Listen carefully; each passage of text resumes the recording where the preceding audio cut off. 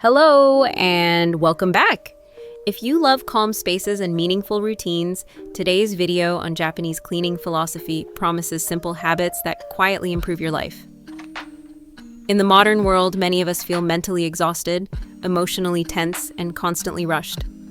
We wake up scrolling, move through cluttered spaces, and live on habits that keep our bodies busy but our minds unsettled. Over time, this way of living disconnects us from ourselves and from others, even when life looks productive on the surface. Stress becomes normal, relationships feel fragile, and rest no longer feels truly restorative. This video is created for those moments when you feel overwhelmed but don't know where to begin changing. Instead of drastic self-improvement, we'll explore gentle Japanese perspectives. These are not rules to pressure yourself, but quiet practices that support a calmer, more meaningful life. If this resonates with you, stay with me until the end. And if you enjoy content like this, please share your thoughts in the comments and subscribe to the channel. By following along, you won't miss future videos with even more practical Japanese-inspired cleaning tips and life principles that truly work in everyday life. To begin, let's look at a quiet but powerful Japanese principle that shapes daily behavior and relationships. One Japanese value that deeply shapes daily life is meiwaku o kakenai, the idea of not causing inconvenience to others. At first, it sounds simple, but in practice, it quietly influences behavior, relationships, and even inner peace. In everyday life, this philosophy appears in small, almost invisible actions. People lower their voices in public spaces, especially on trains or buses. Phones are kept on silent, and urgent calls are avoided unless absolutely necessary. These habits are not enforced loudly, they are guided by a shared awareness that public space belongs to everyone. When no one tries to dominate the space with noise or personal urgency, the environment naturally becomes calmer and less stressful. As a result, people feel mentally lighter even during busy commutes. In relationships, meiwaku o kakenai teaches respect for emotional boundaries. Instead of pushing opinions or demanding constant attention, people are encouraged to observe, listen, and give space. This does not mean emotional distance, rather it creates room for trust to grow naturally. When we stop imposing our feelings or expectations on others, conversations become more sincere and misunderstandings decrease. Over time, relationships built on mutual consideration tend to last longer and feel safer. I've often noticed that in crowded places in Japan, people rarely make phone calls. Messages are preferred or conversations are postponed. This simple choice reflects a deeper mindset. My convenience should not come at the cost of someone else's comfort. Living with this awareness fosters humility and emotional maturity. Ultimately, meiwaku o kakenai creates a harmonious social atmosphere. Conflicts are reduced, relationships remain balanced, and individuals develop a quiet confidence rooted in respect. It is a gentle habit, but one that builds a more peaceful and meaningful way of life. If this way of living resonates with you, don't miss tomorrow's video. I'll be sharing practical Japanese self-care practices that truly support your mind and body in everyday life. Simple, realistic, and deeply helpful. You'll definitely want to watch it. When we learn to respect shared space emotionally, it naturally leads us to respect space physically as well. And this is where another quiet Japanese habit comes in, how we care for the places no one really talks about. Now, we move to a place often overlooked, yet deeply meaningful in Japanese culture, the bathroom, and how caring for it. The bathroom is one of the most easily ignored spaces in a home, yet in Japan it carries strong symbolic meaning. Traditionally, it is associated with flow, which is why many people believe that keeping it clean helps attract good fortune, especially financial stability. Beyond luck, there is also a moral dimension. Cleaning a place that no one praises you for teaches humility. It is work done without applause, and through it, people learn responsibility and consistency. Over time, a clean space leads to a clear mind, and a clear mind supports a more stable daily rhythm.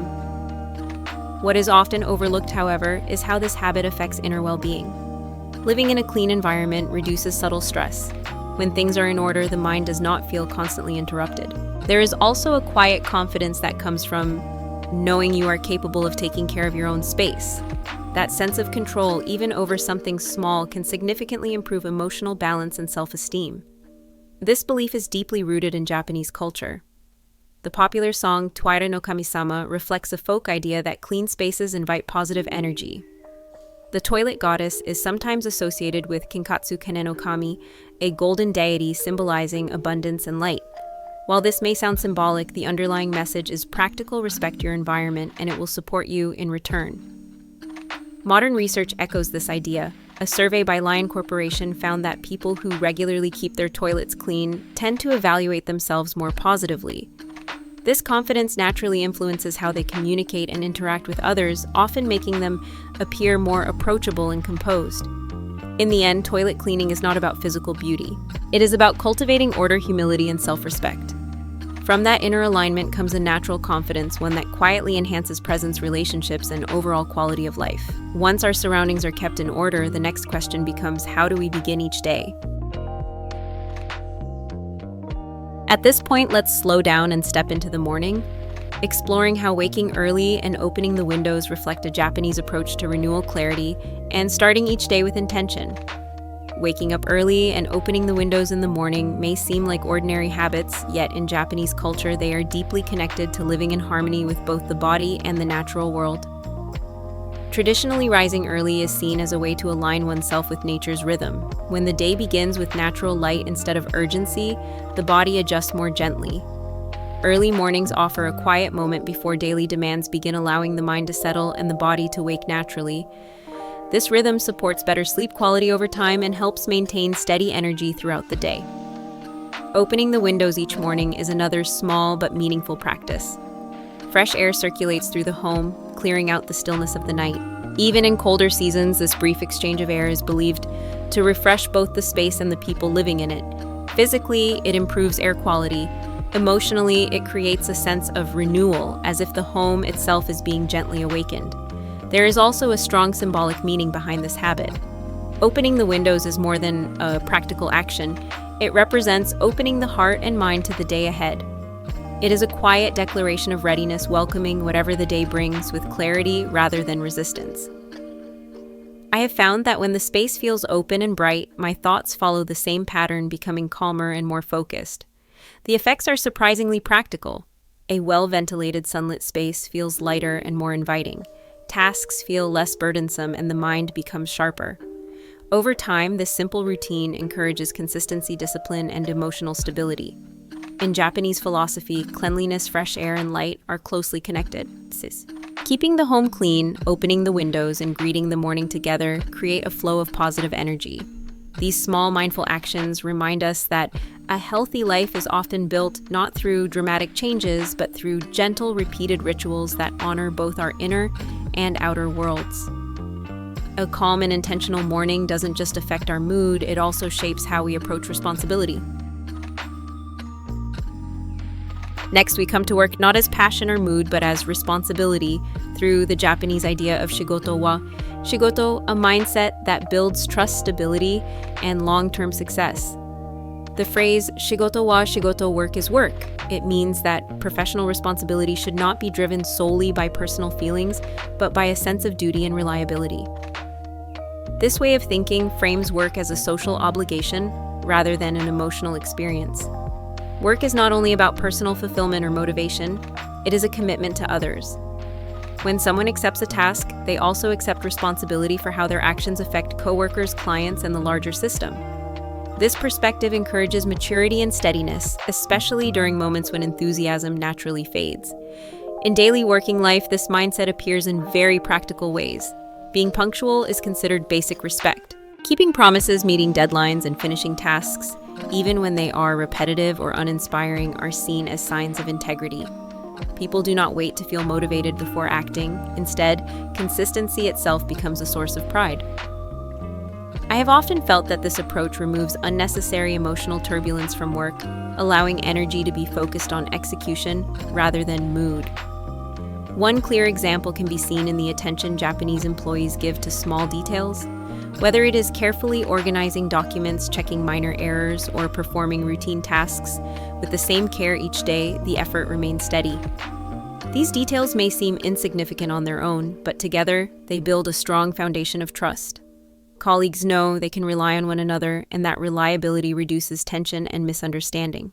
The positive impact of this philosophy is long-lasting. When people separate personal emotions from professional responsibility, workplaces become calmer and more respectful. Conflicts are less personal, communication is clearer, and teamwork becomes more effective. At its core, Shigoto wa Shigoto nurtures professionalism and stability. It reminds us that true success is not built on bursts of passion alone, but on quiet dedication practiced day after day. When work is treated with steadiness rather than emotion, life itself begins to settle into a rhythm. Now let's talk about living in rhythm. Balance between the body and the mind is often achieved not through extreme effort, but through a steady and orderly rhythm of daily life. A regular routine is believed to calm the mind, allowing both physical and emotional health to grow naturally over time. This way of living appears clearly in everyday habits.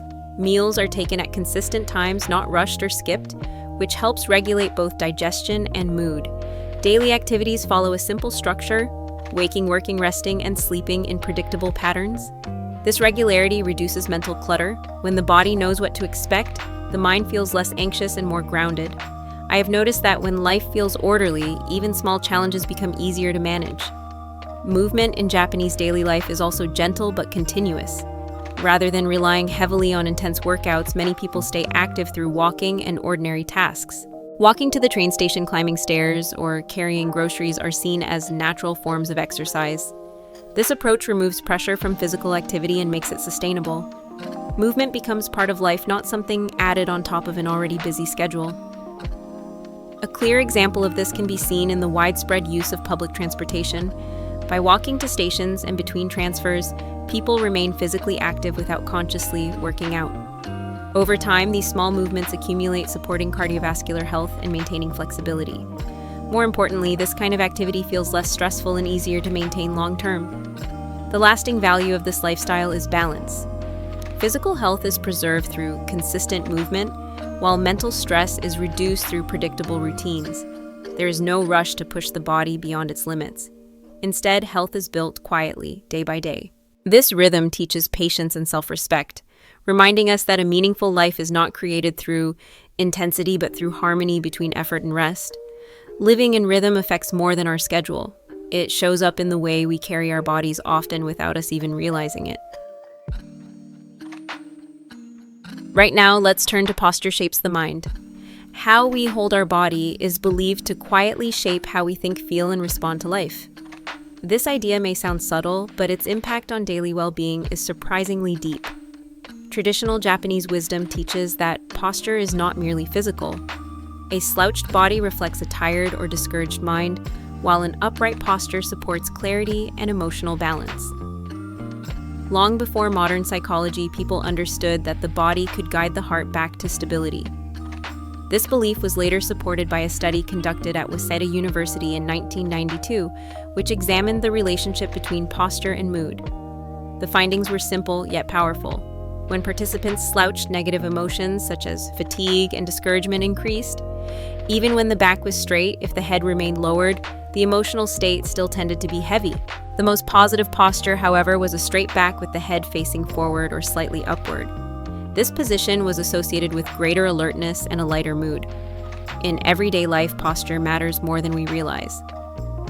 When studying, working, or using a phone, many people naturally hunch forward, unknowingly placing their mind in a state of tension. I have often noticed that simply lifting my head and straightening my back creates an immediate shift. Breathing becomes deeper, thoughts feel less crowded, and the body regains a quiet sense of strength. This small adjustment offers practical benefits. A balanced posture increases focus, reduces mental fatigue, and improves emotional stability. It also sends a subtle message to oneself: I am present. Over time, this awareness builds confidence and resilience, especially during long or stressful days. The message behind this Japanese perspective is gentle but profound. We do not always need to change our circumstances to feel better. Sometimes changing how we sit, stand, or hold ourselves is enough to shift our inner state. A small physical correction can open the door to a calmer, more positive mind. As we become more aware of ourselves, our body, our mind, our presence, we also begin to notice others more clearly, and this awareness leads to one final, beautifully simple practice. Finally, we come to thinking of the next person. A gentle yet powerful habit that encourages leaving shared spaces better than we found them. It is a quiet form of kindness that asks us to look beyond our own convenience and consider how our actions shape shared spaces. This way of thinking begins with simple habits: returning a chair to its original position, placing objects back where they belong, or leaving a room. As you found it are all common practices. These actions may seem insignificant, but they reflect respect for others and for the space itself. When everyone takes responsibility for small details, order is maintained naturally without rules or reminders. In Japan, this mindset often goes a step further. Instead of merely restoring things to their original state, many people try to leave a place slightly better than before. This could mean gently wiping a cafe table before leaving, tidying a public restroom after use, or carefully arranging an item before returning it to its owner. These gestures are usually unnoticed, yet they carry quiet intention and care. What makes this habit meaningful is that it is not driven by recognition. No one expects praise for wiping a table or organizing a shared space. The act itself is enough. I have always found this deeply comforting. The idea that kindness does not need an audience to matter. It creates a sense of shared responsibility where people trust one another to act with consideration. Over time, these small actions create a visible difference. Public spaces feel calmer and cleaner. Tension decreases because people are not constantly cleaning up after others. More importantly, this habit nurtures empathy. When we imagine the next person, we naturally soften our behavior and slow down. The message behind this practice is simple yet profound. Small actions can quietly improve the world. By leaving spaces better than we found them, we contribute to a healthier, more harmonious environment. It reminds us that a better society is not built through grand gestures, but through countless small acts of care repeated every day. At their core, these Japanese philosophies remind us that a meaningful life is built through small, consistent choices, respecting others, caring for our space, keeping rhythm in daily life, and showing quiet responsibility in work and behavior. Together, they gently support both mental calm and physical well-being. If you are in the process of changing your habits or mindset, be kind to yourself. Growth does not happen overnight, and even the smallest adjustment, one morning routine, one mindful action already means you are moving in a better direction. I also have a separate video that explores practical Japanese self-care practices that truly work in real life, and you should watch it right after this one. It contains extremely useful insights for daily living, and missing it would honestly be a big loss. If you found this video helpful, please like, share, and subscribe because you deserve a lighter, more breathable living space every day. Share these ideas with friends and family too. Everyone can benefit from thoughtful habits and mindful care.